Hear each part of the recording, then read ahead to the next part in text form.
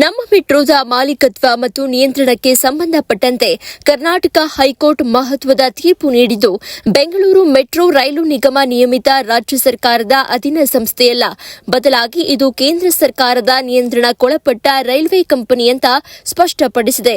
ಈ ಐತಿಹಾಸಿಕ ತೀರ್ಪಿನೊಂದಿಗೆ ಮೆಟ್ರೋ ನೌಕರರ ಮುಷ್ಕರವನ್ನ ಹತ್ತಿಕ್ಕಲು ರಾಜ್ಯ ಸರ್ಕಾರ ಜಾರಿಗೊಳಿಸಿದ್ದ ಕರ್ನಾಟಕ ಅತ್ಯವಶ್ಯಕ ಸೇವೆಗಳ ನಿರ್ವಹಣಾ ಕಾಯ್ದೆ ಅಧಿಸೂಚನೆಯನ್ನ ನ್ಯಾಯಾಲಯ ರದ್ದುಗೊಳಿಸಿದೆ.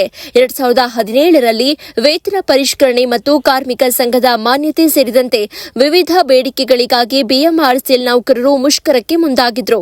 ಆಗ ಬೆಂಗಳೂರಿನ ಜನಜೀವನ ಅಸ್ತವ್ಯಸ್ತಗೊಂಡಿತ್ತು. ಇದನ್ನು ತಡೆಯಲು ರಾಜ್ಯ ಸರ್ಕಾರ ಮೆಟ್ರೋ ಸೇವೆಯನ್ನ ಅತ್ಯವಶ್ಯಕ ಸೇವೆ ಅಂತ ಘೋಷಿಸಿ ಎಸ್ಮಾ ಕಾಯ್ದೆಯಡಿಯಲ್ಲಿ ಅಧಿಸೂಚನೆ ಹೊರಡಿಸಿತ್ತು. ತದನಂತರ 2019ರಲ್ಲಿ ಸಾರ್ವಜನಿಕ ಉಪಯುಕ್ತ ಸೇವೆ ಎಂದು ಮತ್ತೊಂದು ಅಧಿಸೂಚನೆ ಹೊರಡಿಸಿ ನೌಕರರ ಮುಷ್ಕರದ ಹಕ್ಕನ್ನ ಮೊಟಕುಗೊಳಿಸಲು ಯತ್ನಿಸಿತ್ತು.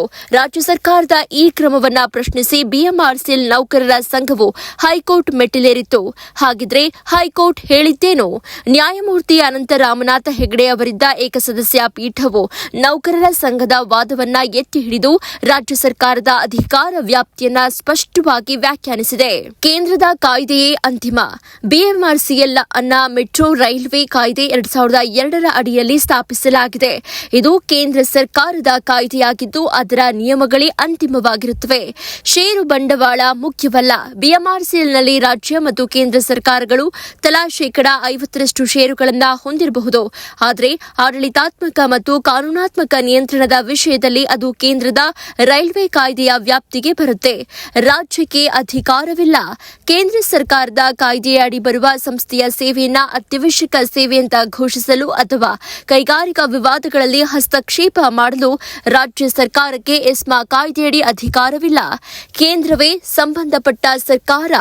ನೌಕರರ ಯಾವುದೇ ಕೈಗಾರಿಕಾ ವ್ಯಾಜ್ಯಗಳು, ವೇತನ ಅಥವಾ ಸೇವಾ ನಿಯಮಗಳಿಗೆ ಸಂಬಂಧಪಟ್ಟಂತೆ ತೀರ್ಮಾನ ಕೈಗೊಳ್ಳುವ ಅಧಿಕಾರ ಸಂಬಂಧಪಟ್ಟ ಸರ್ಕಾರವಾದ ಕೇಂದ್ರ ಸರ್ಕಾರಕ್ಕೆ ಮಾತ್ರ ಇರುತ್ತೆ. ತೀರ್ಪಿನ ಪರಿಣಾಮಗಳೇನು?